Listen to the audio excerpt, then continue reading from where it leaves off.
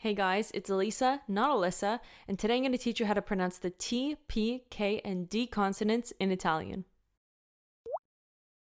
So we're lucky because in English it's more difficult because the sound changes depending on where it is in the word. So for example, if it comes at the beginning or at the beginning of a syllable, it'll be like d, the one that we aspirate a little bit more air, like in the word dark. Whereas if it comes in the middle of the word, it might be like in the word butter or better or ladder, which is a different kind of D. It's not the same. It's not ladder, as you can hear. But we don't have to deal with this in Italian. We just get D, and that's it. You just have to learn one D, and it always stays the same. It's the same thing with the other consonants. So the T is always the same, the P is always the same, and the, K sound, K, which is represented by either a C or CH in Italian. So if you're familiar with Italian, then you know that CA makes Ka, CO makes Ko. If you put CE, it's Che, so you have to put CHE, so it's Ke. And what's the other one? Ki. If it's CI, it's Chi, but if it's CHI, it's Ki. Okay, so when I say the K sound, I'm just referring to the K sound, which is what we're learning today. So as I said, the pronunciation does not change the way that it does in English. So all you have to do is learn these sounds once and just apply it to every word, because that's the beauty of Italian, is that things are pronounced as you see them. You read something and you say it. The only problem you might encounter in Italian in general is like knowing where the accent is in the word. Like for example, ancora and ancora, you have to know where the stress is in the word sometimes, but that's literally the only problem you'll have. So with these consonants, you don't have to worry. You just have to learn them and apply them to every word. So let's start with the T. So the main difference between these sounds in English and these sounds in Italian is that in English, they're very aspirated. So a lot of air is being punched out of our mouths basically as we're pronouncing them. Whereas in Italian, there's hardly any air coming out. It's a different sensation. So for example, if we take the P and you put your hand in front of your mouth so you can feel the air coming out and say pig, pig, I can feel the air like punching my hand. Whereas if I use one of my examples, which is pane, there is a tiny bit of air, but it's way less. So we just need to hold back on the air and make it very tight, and just you don't want all this air coming out, okay? So again, let's go back, starting with the T. So in English, it's T. Phone. Why didn't I mute you? Am I dumb? Yes. Okay, so in English, it's T. So you could feel air coming on your hand and kind of on your lips too, like it's kind of pushing down a bit. T. Whereas in Italian, it's D. So it's almost like you're taking the T and you're making it lean towards a D. Okay, because the D has less air coming out, so you're kind of leaning it towards that direction, but not quite. So that's basically the difference. So T, D. Now, the other difference that I'm feeling is that my tongue is more attached to my front teeth. It's kind of like in butter, where my tongue is like creating a seal or just like a whip against my palate. It's kind of the same thing that's happening. So when I say T, D, it's like creating kind of a seal. It's a bit more frontal. It's touching my teeth. Your tongue kind of has nothing to do with the P sound, so that's not really helpful. But here's the difference. In English, it's P, and in Italian, it's B. So basically, the only thing you're going to do is just, I know that's a very magical solution, but just don't push as much air out. It's something that I can't really feel the difference other than the actual amount of air. So P, B. Unfortunately, I don't know how to be more helpful than that, but you're just going to have to experiment a little bit with it. The important thing is that you know that there is that difference and that these consonants aren't the same. Then we have the K sound, the K sound. So I don't know, cat, k. There's a ton of air coming out.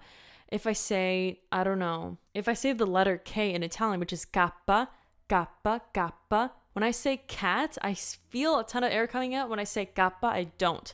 So basically, the C sound is now leaning towards a G, almost. That's kind of the way that it sounds to me and the way it feels to me. It feels like I'm going towards a G.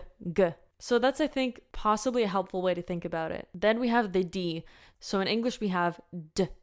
So I can feel a little bit of air. It's not as strong as the other ones, but you can feel it. Whereas in Italian, you don't. So if you can't hear the difference, which I think you can, but if you can't, let me show you how it sounds when I don't change anything about the word. So I'm going to take an Italian word. I'm not going to change anything about that word. Like I'm not going to mess with the vowels to make it sound obviously English. I'm just going to change the D. So the word in Italian is donna. If I said the D with the English pronunciation, it would be donna, donna, donna. So, I mean, I can't even pronounce the O properly when I say the consonant wrong, which kind of gives you an idea of how difficult it can be to pronounce your vowels correctly if you can't get the consonants right. So, donna, donna. It sounds like it's saying dona, dona, which is wrong. So, we need to fix that. I mean, when I learned this, there wasn't anything specifically magical that I did.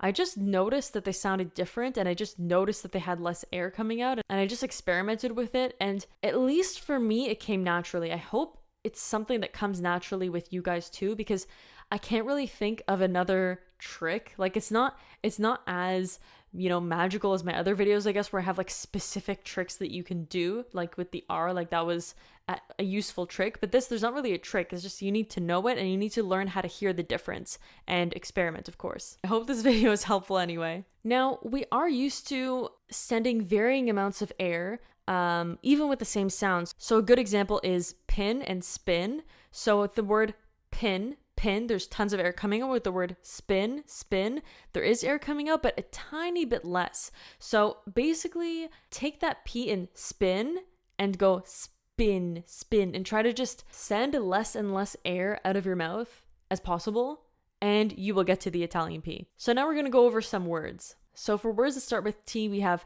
tanto, tanto. This one has two T's actually, so it's a good one. So tanto, tanto. If I were to say with English pronunciation, it would be tanto, tanto.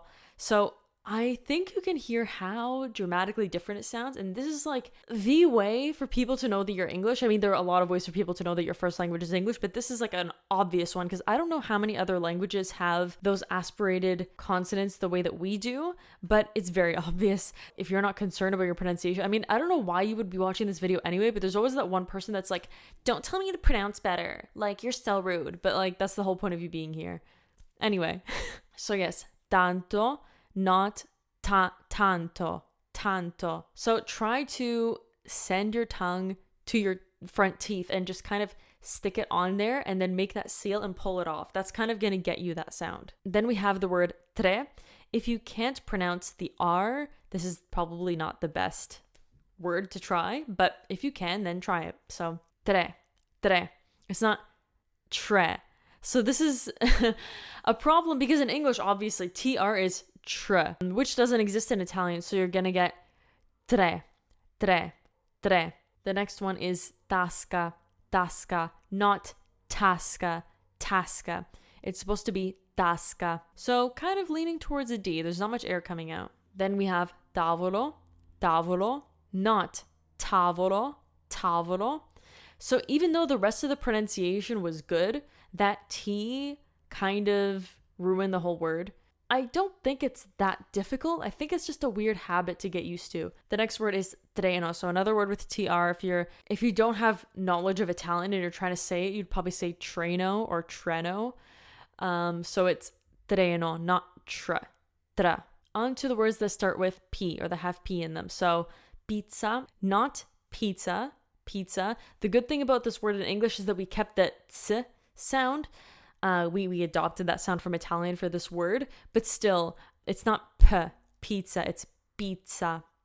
You want the least amount of air possible. Did I even mention this? I've been doing it. So something you guys can do to measure, I guess, how much air is coming out is to put your hand in front of your mouth and see how much air you feel on your hand. So if you do the English version of these consonants, you will feel air touching your hand. And if you're doing the Italian version of these consonants, then you will feel less air on your hand. So basically, put your hand in front of your mouth while you are practicing all these words. And you can kind of tell how accurately you're doing it, mostly by how much air you're going to feel on there. So that's really helpful. So I'm going to keep doing that while I show you to show you basically how you're going to do it. But you guys can do the examples with me. Pizza, it's like my hand is being punched. And in Italian, it's pizza. Of course, there's the tiniest amount of air, but I'm breathing, so like air has to come out. It's just not a punch of air the same way it is in English. The next word is pranzo. Again, if you can't pronounce the R, this is not the best word to practice with, but if you can, then it's a good one to practice with. So pranzo. Then we have pace, not pace. or pace. But I mean, assuming that the rest of the word is pronounced properly, in Italian it's pace, and with an English P, it would be pace, pace. You know, you hardly even need this pop filter when you're speaking in Italian because you're not getting those plosive sounds. You're not getting those like full of air sound. Oops. You're not getting those full of air sounds hitting the microphone. So I feel like this is like a tool for English people.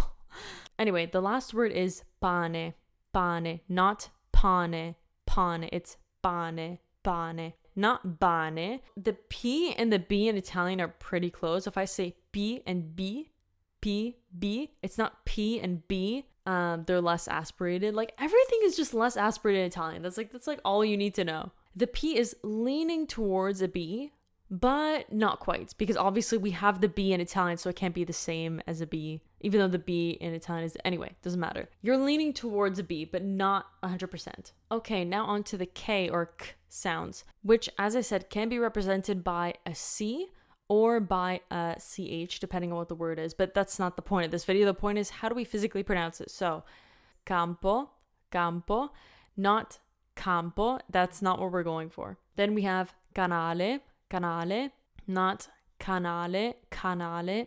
Then we have che, cosa, not cosa, cosa. We have carta, carta, not carta, carta.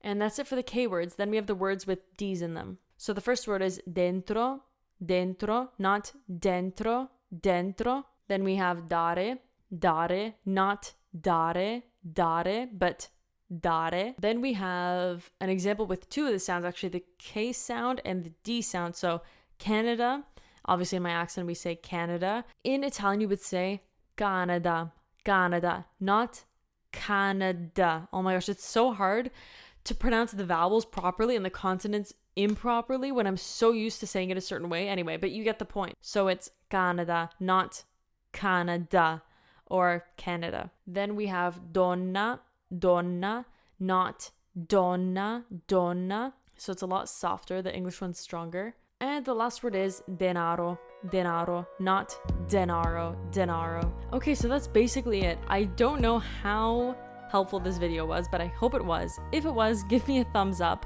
and comment down below letting me know if this was difficult for you or not, or any suggestions you have for future videos. And that's it. I'll see you guys next time. Bye.